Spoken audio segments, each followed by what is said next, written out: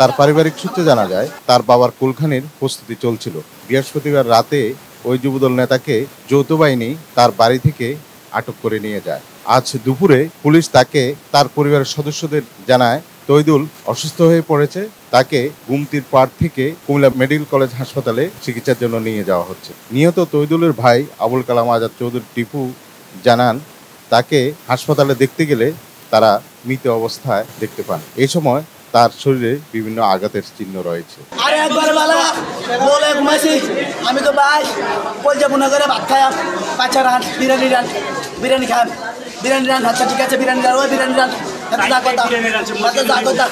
ভাই যেটা লাগা 5 লাখ টাকা খরচ করলাম।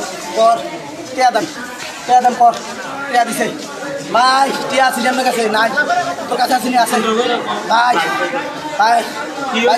এবার কে নিয়ে গেছে তাদেরকে? সেনাবাহিনী লইছে। আর এটা জানেন 5 লক্ষ টাকা খাওয়াইয়া রাত্রে 5 লক্ষ টাকা খাওয়াচ্ছে। কাদের ভাই আমার কেন দেবো?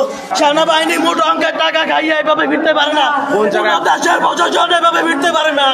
সেনাবাহিনীর সাথে কারা জড়িত? সাইফুল ছিল, আমি জানালা দিয়ে দেখছি। সেনাবাহিনী যখন নিয়ে কাসর নামে একটা ব্যক্তিরে ঘুষ করে, তখন সাইফুল ছিল, সাথে মুখোশ পরা 2টা ব্যক্তি ছিল। ওরা কারা আমরা জানতে চাই।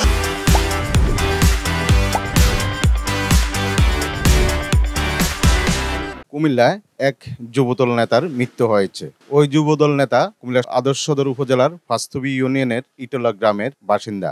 সে ইউনিয়ন যুবদলের সভাপতি হিসেবে দায়িত্ব পালন করছেন। তৈদুল ইসলাম টিপু চট্টগ্রামে একটি বেসরকারি কোম্পানিতেও কর্মরত ছিলেন। তার 4 মেয়ে, এর মধ্যে 2 মেয়ে কোরআনে হাফেজ।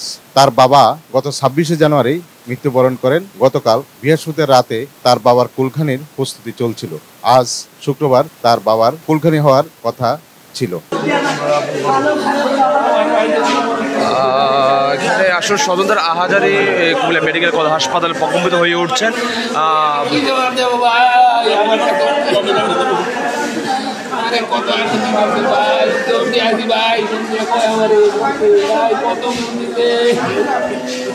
একটার সময় আমরা 20 জন লোক একসাথে বসে চা খাইছি, ওনার পাবে 4 দিনটা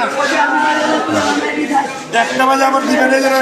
তো আমি উঠতে থাকি, আমার দিবেনে যাবে, সকালে আবার আইতে হইব, কদর বর্তব, এই কথা কয়ে উঠতে গেছি, কোনো সমস্যা নাই।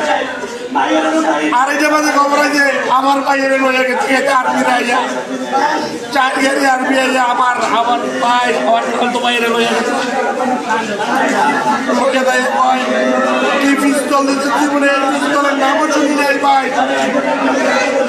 আমরা পুলিশের সাথে কথা বলেছি। পুলিশ জানায় তৈদুলের মৃত্যুতে এখনো কোনো মামলা হয়নি।